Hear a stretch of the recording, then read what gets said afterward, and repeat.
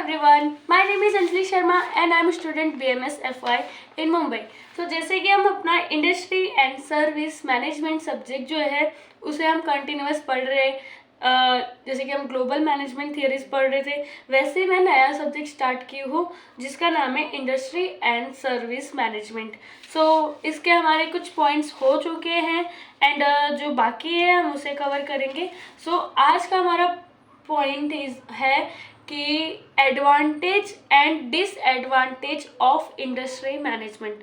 मतलब क्या है कि जैसे कि इसका जेंजिस वर्ड्स में यूज़ किया गया है प्रोज एंड कॉन्स, तो वही चीज़ है एडवांटेज एंड डिसएडवांटेज।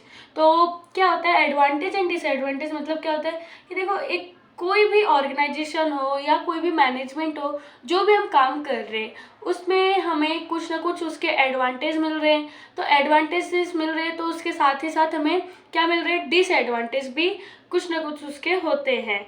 देखो, जहाँ पे एडवांटेज है तो ऐसा नहीं है कि सिर्फ वहाँ पे एडवांटेज ही रहेगा, उसके कुछ ना कुछ डिसएडवांटेज भी पार्ट्स होते हैं। तो हमारे जो इंडस्ट्री मैनेजमेंट है उसके एडवांटेज एंड डिसएडवांटेज को देखते हैं। So let's start. Our first is a pros, मतलब क्या एडवांटेज है।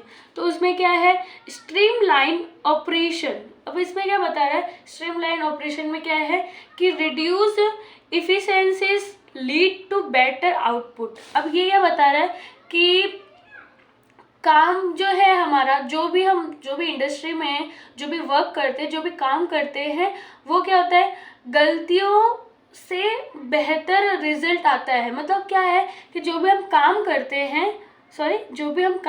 हैं उसमें क्या होता है कि अगर हम कम गलती करेंगे, जैसे कि अब एक इंडस्ट्री है उसमें सभी लोग वर्क कर रहे हैं, तो वो ज़्यादा से ज़्यादा किस पे फोकस करेंगे कि हम ज़्यादा से ज़्यादा अच्छे तरीके से करें और गलतियाँ जो है वो हम कम करें। क्योंकि अगर हम गलतियाँ कम करेंगे तो हमें क्या, रिजल्ट जो है हमारा वो बहुत अच्छा मिलेगा एंड जो भी उसके आउटपुट्स रहेंगे वो आउटपुट्स क्या होंगे, मतलब पॉजिटिव में आएंगे, अच्छे तरीके से मिलेंगे अगर हम गलतियों को कम करेंगे। तो अपनी ऐसे ही हम अपनी रेगुलर लाइफ में अगर हम गलतियों को थोड़ा कम करेंगे, जैसे कि हम जो भी गलतियां करते हैं, छोटी हो या बड़ी हो, उन गलतियों को धीरे धीरे हम ट्राई करें कि कम करें, तो उनसे क्या हमें आउटपुट जो होंगे वो अच्छे मिलेंगे।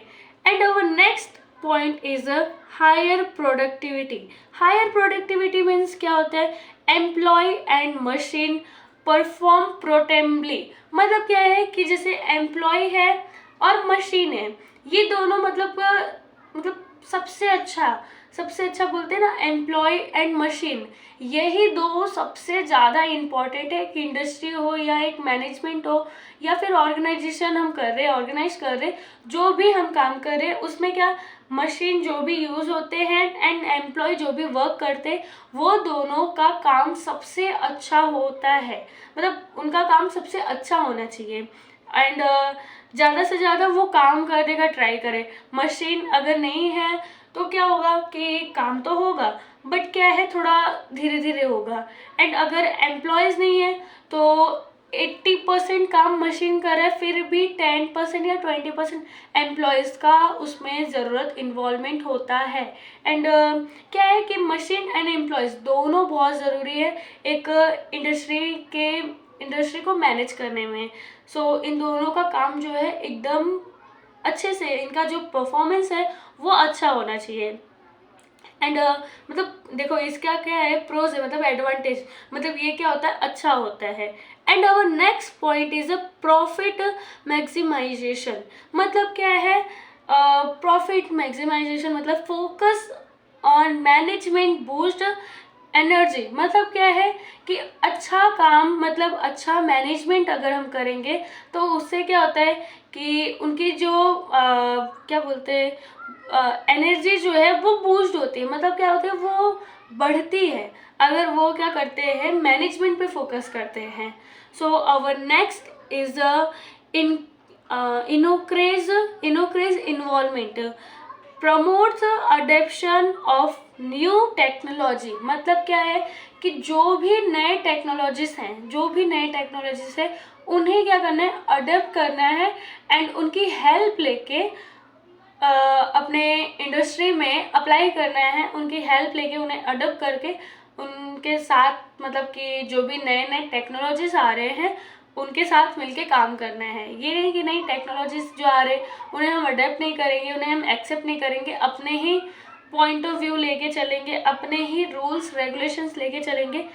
ये चीज़ जो है ये क्या करेगा, कंपनी को मतलब कंपनी को इजीली ग्रोथ नहीं कराएगा, ये कंपनी को थोड़ा सा नीचे करेगा, डाउन करेगा।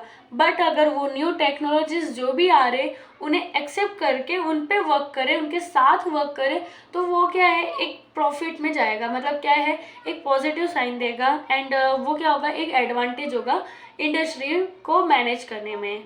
एंड यहाँ पे हमारा जो है प्रोस एडवांटेजेस वो कंप्लीट होते हैं, क्योंकि जैसे कि मैंने आपको बताया था कि इस बुक में बहुत ही थोड़े थोड़े पॉइंट्स दिए गए हैं, उसको क्या करना पड़ेगा। फर्स्टली तो ये बुक आया ही नहीं है अभी हमारे पास, तो इसका पीडीएफ निकाल के पढ़ रहे एंड पढ़ा रहे हम लोग, ये मैम पढ़ा रही है, देन मैं आप सभी को पढ़ा रही हूँ। तो वही पीडीएफ मैंने मैम से लिया है, जो यहाँ पे आप देख सकते हैं इतना सा ही दिया है, 4 पॉइंट है उसके प्रोज एंड कॉन्स के, एडवांटेज और डिसएडवांटेज के 4 ही पॉइंट्स है, 4। सो जैसे कि एग्ज़ाम में आ रहा है तो एग्ज़ाम में आप ओन वर्ड्स में थोड़ा सा उसको बढ़ा के लिखे तो इतने में कवर हो जाएंगे, क्योंकि हमारे मार्क्स जो है वो मे बी 7 मार्क्स तक ही रहता है, 7-8 मार्क्स का ही रहता है हमारा क्वेश्चन। तो अगर हम थोड़ा सा बढ़ा के एंड डायग्राम बना के अच्छा खासा अपने आंसर को एक्सप्लेन करें, अपने आंसर को बढ़ाए और लिखे, तो हमें इजीली मार्क्स मिल जाएंगे। And our next is a disadvantage cons. अब इसमें देखते हैं कि क्या बता रहा है, हाई इम्प्लीमेंटेशन। अब इसमें क्या बता रहा है, जैसे कि इनिशियल जो है इन्वॉल्वमेंट कैन बी एक्सपेंसिव, मतलब क्या है कि स्टार्टिंग में ही, शुरुआत में ही जो हमारे इन्वेस्टमेंट है वो क्या है, हमें थोड़े से कॉस्टली हो सकते हैं, हमें थोड़े से महंगे एक्सपेंसिव लग सकते हैं। क्योंकि अगर स्टार्टिंग में ही हम, शुरुआती में ही जो भी हम पैसे डालते हैं, जो भी इन्वेस्ट करते हैं अपने मनी को जितने भी, तो वो क्या लगते हैं स्टार्टिंग में हमें थोड़े से कॉस्टली लगते हैं, थोड़े से महंगे लगते हैं, एक्सपेंसिव बोलते हैं ना, एक्सपेंसिव लगते हैं। ये क्या होते हैं डिसएडवांटेज है कि थोड़ा सा हमें कॉस्टली ज़्यादा होता है, थोड़ा एक्सपेंसिव हो जाता है स्टार्टिंग में हमारे इंडस्ट्री को मैनेज करने के लिए।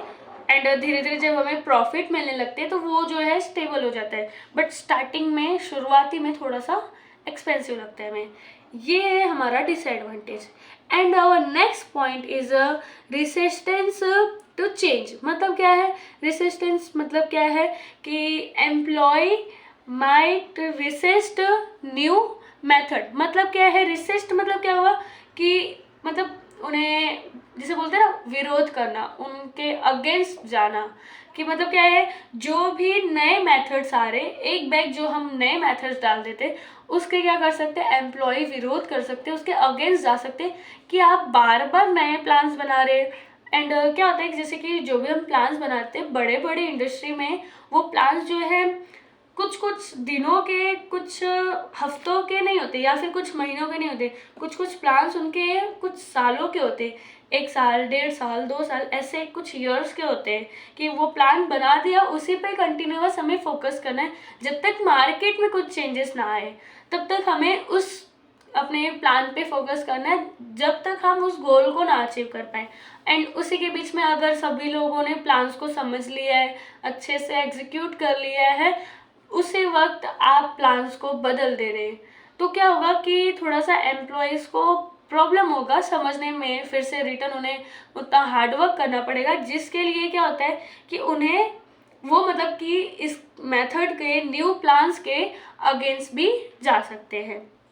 तो ये क्या हुआ इंडस्ट्री के लिए, इंडस्ट्री को मैनेज करने के लिए ये कुछ डिसएडवांटेजेस है, सॉरी। एंड आता है स्किल डिपेंडेंसी। मतलब क्या हुआ कि जो हमारे स्किल्स है उन पे डिपेंड रहते हैं। जैसे कि क्या होता है कि required trained performance to operate. मतलब क्या है कि इससे चलने के लिए ट्रेंड वाले लोग चाहिए। मतलब क्या है कि इस काम को करने के लिए एक अच्छा खासा ट्रेंड रहे इंसान, वो पर्सन चाहिए रहता है, जो कि हमें बहुत ही कम मिल पाते हैं कि जो अच्छे खासे ट्रेंड, मतलब कि बोलते हैं ना ट्रेंड, मतलब कि अपने आप को एकदम प्रॉपर रखे कि हाँ उस काम में हम एकदम एक्सपर्ट है, हमें आ सकता है, हम कर सकते हैं। एंड ईजिली वो समझ सके कि हाँ जो भी प्लान्स बना रहे उन्हें अच्छे से क्विकली वो लर्न कर ले एंड उस पर वर्क करे। तो मतलब क्या हुआ कि थोड़े से ये कम मिल पाते हैं, स्किल डिपेंडेंसी हो जाता है।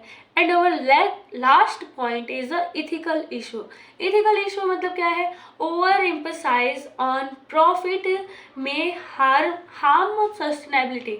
मतलब क्या है कि जैसे कि प्रॉफिट पर ज़्यादा ध्यान देंगे कि बस हमें प्रॉफिट लेना है, प्रॉफिट लेना है, तो उससे क्या होता है, प्रॉफिट पर ज़्यादा ध्यान देने की वजह से जो हमारे सस्टेनेबिलिटी है उनको हार्म हो सकता है। अब सस्टेनेबिलिटी मतलब क्या होता है, जैसे कि सस्टेनेबिलिटी मतलब होता है लाइक हम जो भी चीज़ें यूज़ कर रहे हैं अभी प्रेजेंट में, लाइक पेट्रोल हो गया, ये क्या हुआ कि नेचर ने बना के दिया है एंड ये एक टाइम आएगा जब ख़त्म हो जाएगा एंड उसे हम नहीं बना सकते हैं। तो उसका मतलब क्या हुआ कि उन चीज़ों को हम उस तरीके से यूज़ करें कि हमारे जो नेक्स्ट जनरेशन है वो भी उन चीज़ों को यूज़ कर पाए। सस्टेनेबिलिटी मतलब यही होता है कि जो चीज़ हम यूज़ कर रहे हैं प्रेजेंट में, आने वाला नेक्स्ट जनरेशन उसे भी वो चीज़ें मिल पाए, जिसे कहते हैं सस्टेनेबिलिटी। सस्टेनेबिलिटी जो वर्ड्स है उसका मैंने एक शॉर्ट वीडियो में भी बताया कि हाँ इसका मीनिंग क्या होता है, आप वहाँ पे भी जाके देख सकते हैं। एंड यहाँ पे जो है हमारे एडवांटेजेस एंड डिसएडवांटेजेस कंप्लीट होते हैं किसके, इंडस्ट्री एंड सर्विस मैनेजमेंट। तो हम अभी इंडस्ट्री के बेसिक्स देख रहे हैं एंड ये हमारा इंडस्ट्री ख़त्म होगा तो हम क्या करेंगे, सर्विस के बेसिक मैनेजमेंट्स देखेंगे। सो यहाँ पे हमारा लेक्चर आज ख़त्म होता है एंड आपको कोई भी डाउट होता है सो प्लीज़ मुझे कमेंट्स में बताएं एंड थैंक यू, बाय।